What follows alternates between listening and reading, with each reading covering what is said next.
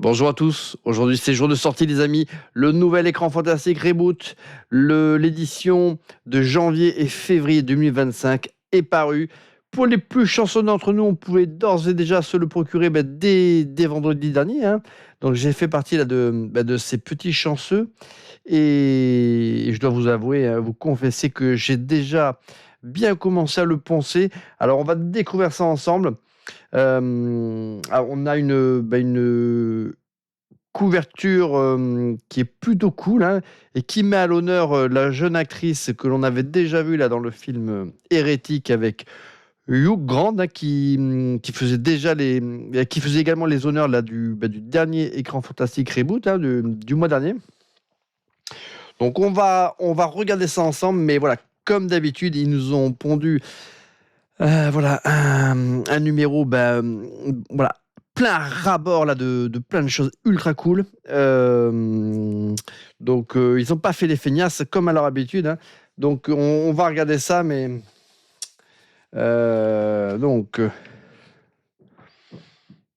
au sommaire, on va trouver. On va faire un retour sur l'actualité, hein, Nosferatu, le compagnon, là, ce film qui fait les honneurs de la couverture. C'est le premier film, je crois, là, de son auteur-réalisateur Drew Hancock, hein. Il y aura également un article sur Wallace et Gromit, la palme de la vengeance. Un article, bien évidemment, sur Wolfman, hein, la nouvelle itération là, du personnage créé là, chez Universal, hein. Et après, on a plein d'articles, hein. On a une preview sur le film Coucou, Handling the Dead, Bloody Odyssey. On a bien évidemment la section Fantastica que j'adore, hein, qui fait un retour sur Nosferatu, sur Serge Bomberg. On va regarder ça ensemble. Donc, première partie avec les ciné-flash. Donc là, c'est pareil, je l'ai bien pensé. Ce sont toutes les news sur le cinéma de genre, des films qui sont soit sur le point de sortir, soit en pré ou en post-production. Donc, voilà. Voilà, ça, c'est vraiment une section que je kiffe. Et là, elle est vraiment bien dodue. Donc, toujours pareil, la section Cinéasia, hein. Donc, qui porte bien son nom, hein, qui nous donne là, des news là, sur des films asiatiques, hein, films de genre asiatique. Voilà, les sections sur les retours que font les journalistes de l'écran fantastique sur les films qu'ils ont pu voir dans les différents festivals. En l'occurrence, là, c'était le 19e festival du film coréen à Paris, hein. Un retour sur le festival de Sitges en Espagne, qui est l'un des festivals vraiment référence là, en matière de cinéma de genre, hein. Donc pareil, hein, ils font un retour sur les différents films qu'ils ont pu voir, mais ils nous avertissent, hein, je crois qu'il y a plus de 200 films qui étaient diffusés, hein, et malheureusement, ils n'ont pas eu le temps de pouvoir tous les voir, mais ils nous ont fait quand même une petite sélection de ce qui a retenu leur attention et des films qui méritent d'être attendus par nous, lecteurs de l'écran fantastique. Après, la section sur les critiques, hein, alors on voit que pour certains films, comme ils le font maintenant depuis quelques numéros, parfois il y a une double, voire une triple critique, hein, avec des avis un petit peu divergents, hein. Donc là, on voit que Wolfman, au sein de la rédaction de l'écran fantastique, ça a divisé, hein. Voilà, on a Louis Verdoux qui le note 4 sur 5, quand Isabelle Doll le note 2 sur 5.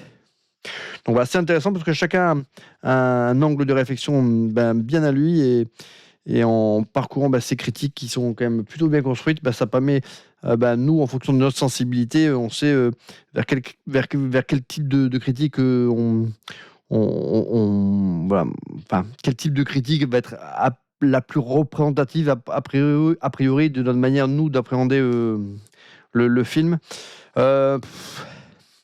Moi, en ce qui concerne Wolfman, c'est vrai que plus j'en entends parler et plus mon intérêt quand même est en train de se dissiper, hein, les amis. Euh, hmm, J'ai un petit peu peur. J'étais quasiment sûr là d'aller le voir et plus le temps passe, ben moins j'en suis sûr, hein. Donc là, pareil, hein, donc leur retour sur le Wicked, hein. Wicked, je sais pas si je prononce bien. Enfin, non, j'en suis même certain, je prononce très très mal. Wicked, Wicked. Euh, Ben, j'étais sûr de détester. Et finalement, je l'ai vu et ben, j'ai trouvé ça plutôt sympa. Les chansons, je les ai trouvées plutôt cool, bien qu'il y en ait pas vraiment qui ressortent véritablement, mais je trouve que le film fonctionne très très bien et beaucoup plus intelligent que ce que j'avais pu craindre. Et ben, finalement, je verrai le second opus avec sans déplaisir.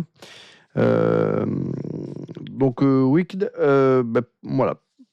Bonne surprise. Bon, après, on n'est pas dans mon genre de prédilection non plus, hein.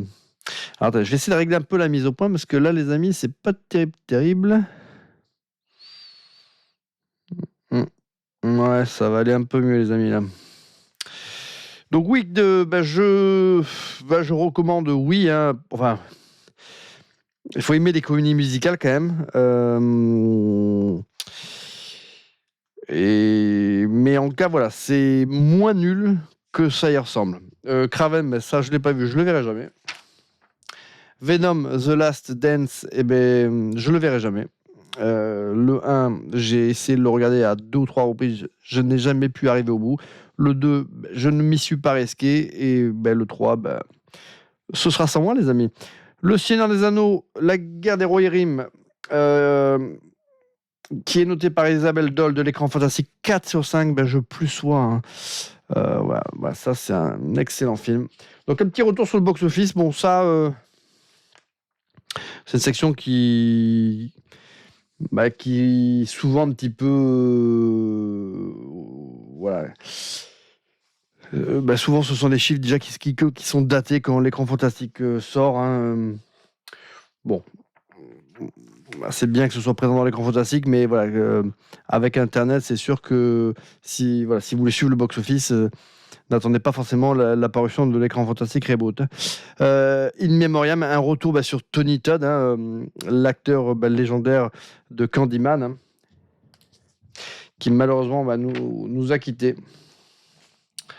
Donc, dans la section VOD, je vois qu'il y a plein de films que je n'ai pas vus, plein de films que je n'ai pas envie de voir non plus. Loup-garou, j'avais tenté de le voir et malheureusement, le jeu là, de Jean Reno et de Franck Dubosc, dès le début du film, au bout de 10 minutes, on a coupé, hein. C'est franchement, enfin, c'était naze. Donc, voilà, ok, enfin, dès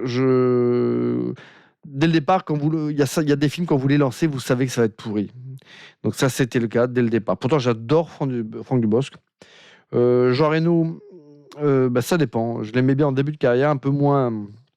Je trouve qu'il joue de plus en plus, de plus en plus mal, hein. Plus il vieillit, moins il joue bien.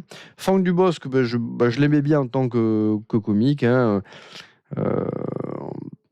Je l'ai aimé dans quelques-uns de ses films aussi. J'aime bien son humour, j'aime bien le personnage, mais c'est vrai qu'il a tendance quand même à enchaîner les navets. Donc là, pareil, hein, pas mal de films que je n'ai pas vus. Apocalypse Z, j'ai fait une petite vidéo, ça j'avais bien aimé. Il est noté 3 sur 5 par l'écran fantastique. Ça, c'est une très très bonne adaptation là, d'une trilogie là, de zombies apocalyptiques. Donc là, pareil, hein, tout ça, je connais pas. Donc ça, c'est sympa parce qu'ils permettent un petit peu de décrémer, hein. Il y a tellement de films qui sortent sur les plateformes. Ça permet un petit peu de voir ce qui mérite d'y consacrer du temps. Coucou, je sais pas si j'ai bien prononcé. Ça fait partie des films à suivre, hein. Ça a l'air d'être un film de genre plutôt original. Donc, en tout cas, voilà, si vous parcourez l'interview que nous offre l'écran fantastique, c'est vrai que c'est assez intéressant et on a envie de.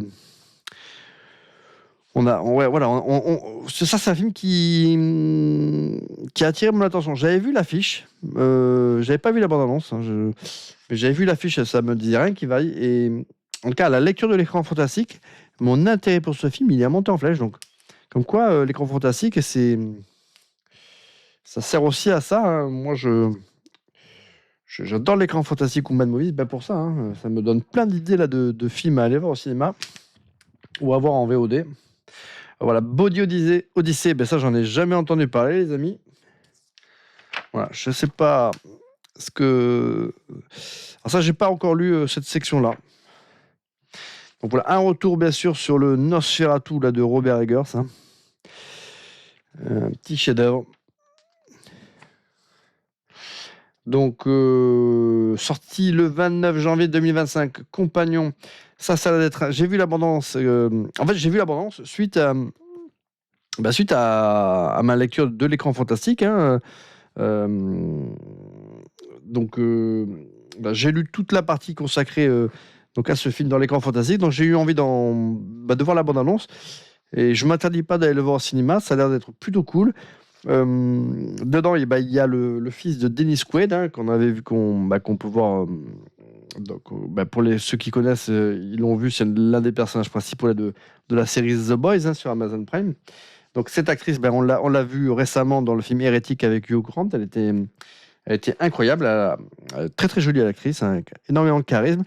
Pour le coup, ça aurait pu faire une très très jolie Blanche-Neige d'ailleurs, beaucoup plus jolie à mes yeux que l'actrice qui a été choisie pour la prochaine production de chez Disney. Donc ça a l'air d'être un film vraiment très trash, très décalé, avec un humour assez... ouais, pas mal de second degré, hein. Donc franchement, ça a l'air d'être très très cool. Ouais, mais voilà, mais plutôt déjanté. Voilà, une actrice, voilà, avec un teint, en tout cas dans le film, elle a le teint très très pâle, hein, puisque c'est censé être un robot. Mais quand j'ai regardé la bande-annonce de ce film, je me suis dit, waouh,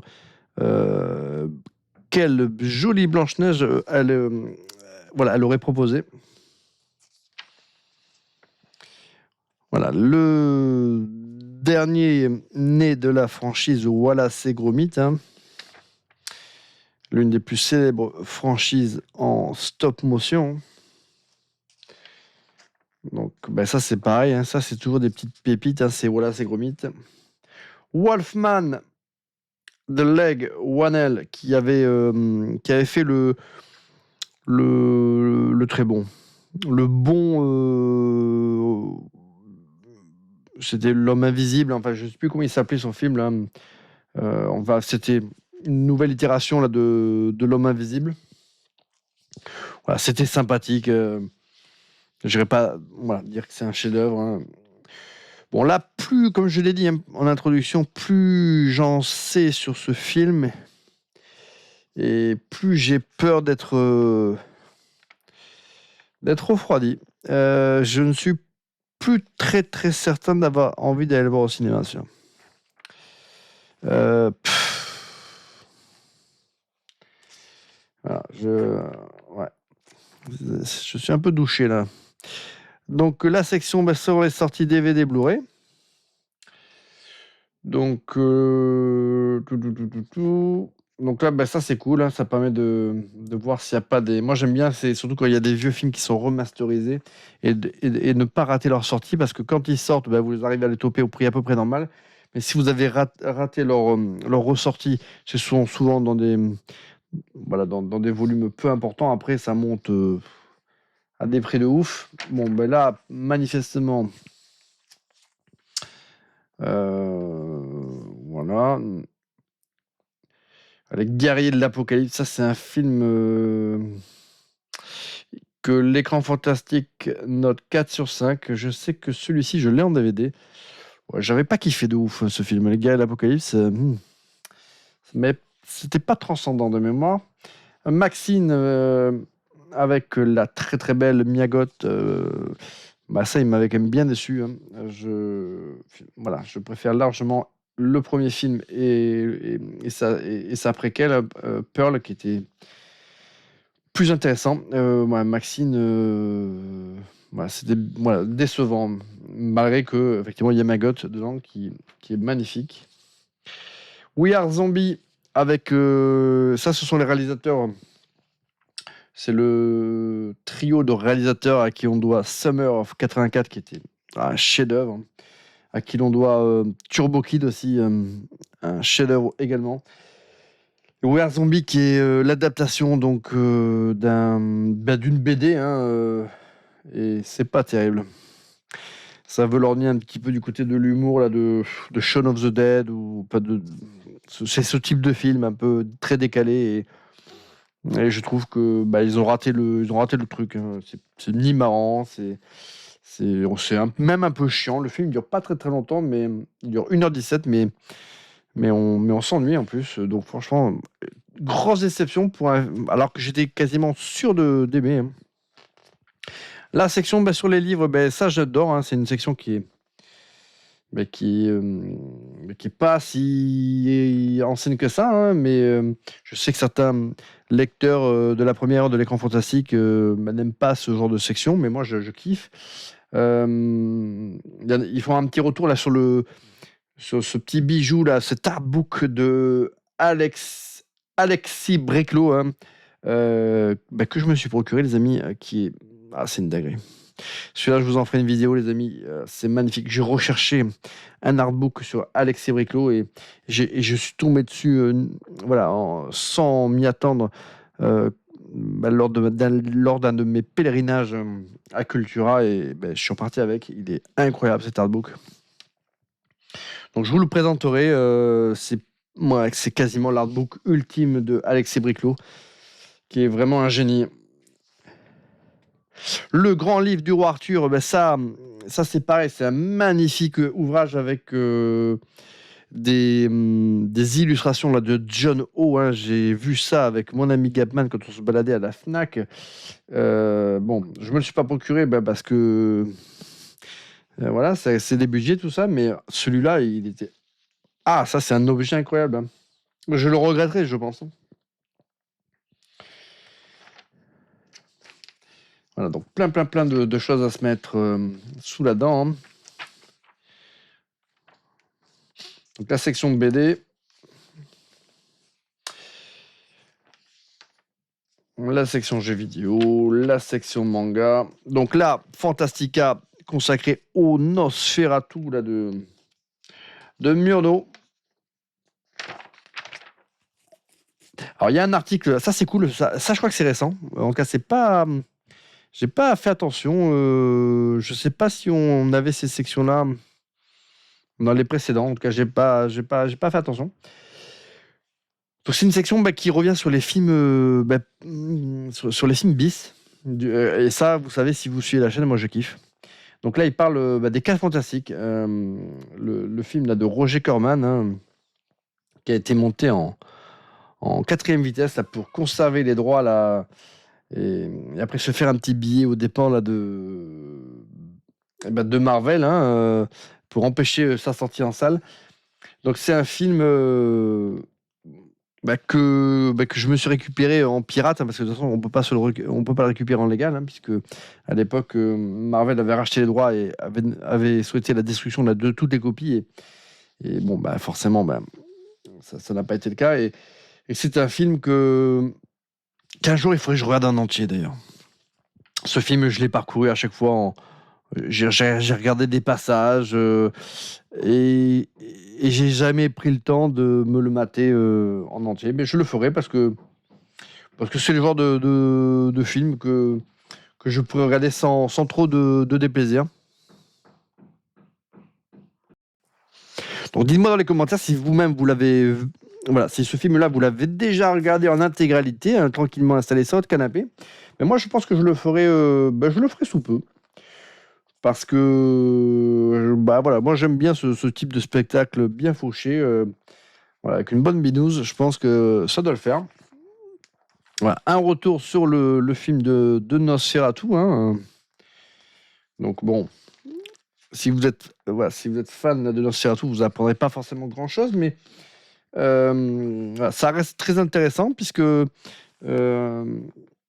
voilà, on nous donne quand même des informations sur tout le travail de restauration qui a été opéré sur ce film-là, sur toutes les techniques qui ont été employées à l'époque, même pour coloriser, parce qu'il faut savoir que ces films étaient tournés en noir et blanc et que la couleur, elle était insérée par la suite, hein, avec voilà, soit des nuances ocre, vert, bleu, rouge.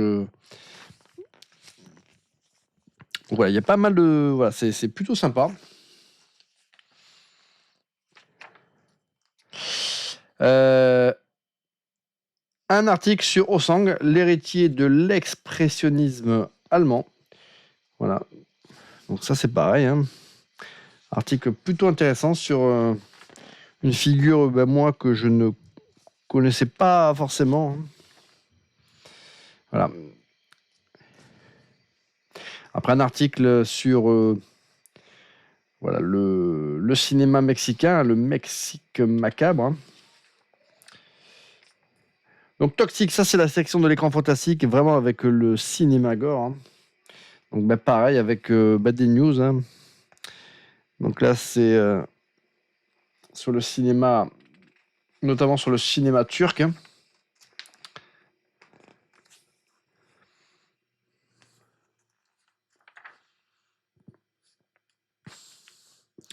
Voilà, un article sur Please. Donc ça c'est le film. Enfin c'est pas Please d'ailleurs, c'est quoi? Oui, si, c'est Please, le nom du film. Et la réalisatrice c'est Destry Ellen Spielberg, la fille de Steven Spielberg, hein. Donc rien que pour ça, c'est une curiosité en soi. Vite, Vivan, je ne sais pas si je prononce bien, La sombre dame des bois. Alors ça, c'est un film qui a été diffusé au festival de Sitges, hein, donc en Espagne, hein, et ça fait partie, voilà, des énormes surprises a priori de ce festival. Donc ça, c'est un nom, je pense, à retenir. Alors je ne sais pas s'il sortira en salle en France ou directement en SVOD ou enfin en VOD ou sur le marché DVD Blu-ray. Mais en tout cas, voilà, ça c'est vraiment à suivre, hein. Alors, il y a des visuels très très cool. Spirit and the Blood. Ça c'est pareil, c'est un film en tout cas, qui a retenu l'attention de nos amis de l'écran fantastique au festival de Sitges, hein. Donc ça c'est pareil, hein, ça fait partie des films dont il faudra a priori surveiller la sortie. Aurore Flash, donc là, toutes les petites news sur le cinéma horrifique, hein. Donc avec, comme c'est l'habitude, hein, depuis que les droits maintenant sont libres, hein, une version gore de Mickey Mouse, hein. On avait eu Winnie l'ourson 1, Winnie l'ourson 2, version slasher. On aura un Mickey Mouse version slasher, hein. On aura également un Popeye le marin sanglant, hein, version slasher. Donc ça, ce sont des films. Ouais, voilà, j'aime bien le cinéma de genre, le cinéma bis, mais voilà, des slashers comme ça opportunistes, je suis pas sûr que. Voilà, je pense pas que ce soit trop fait pour moi. Donc voilà, alors j'ai vu dans l'écran fantastique qu'il y a un truc qui avait l'air d'être très très cool. C'était dans les brèves au début, un film un petit peu dans l'esprit là du Monster Club là, avec Mel Gibson. Ouais, voilà, ça s'appelle Monster Summer. Alors, 4 gamins font équipe avec un policier à la retraite pour se lancer dans une aventure dangereuse afin de sauver leur île. Mel Gibson, Lauren Bracco et Nora Zetner sont les vedettes de Monster Summer, réalisé par l'acteur devenu cinéaste David Henry. Après que son meilleur ami a mystérieusement disparu, un jeune garçon commence à soupçonner qu'une entité surnaturelle chasse les enfants de Martha's Vineyard. Après avoir demandé l'aide d'un détective vieillissant, ils découvrent bientôt qu'ils sont sur la piste d'une sorcière qui s'est récemment retirée sur leur île. Historiquement, les contes de fées utilisaient des monstres pour personnifier nos peurs les plus profondes tout en donnant aux jeunes les moyens de les surmonter. Aujourd'hui, plus que jamais, nous avons besoin de récits qui inspirent le courage face à l'obscurité.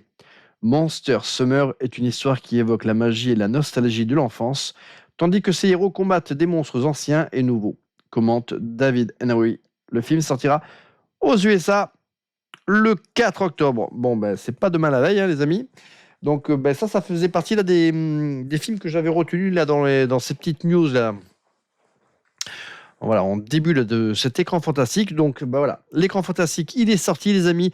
Jetez-vous dessus, c'est la bombe. Et en plus, et ben, dites-vous que ben, le mois de janvier, c'est un mois double pour l'écran fantastique parce que il y a le reboot qui est sorti, mais il y a son petit cousin Jamal, l'écran fantastique vintage, qui est également sorti. Et ben, si vous suivez la chaîne, vous verrez que ben, en suivant, vous allez avoir la vidéo sur l'écran fantastique vintage, les amis. À très bientôt pour une prochaine vidéo.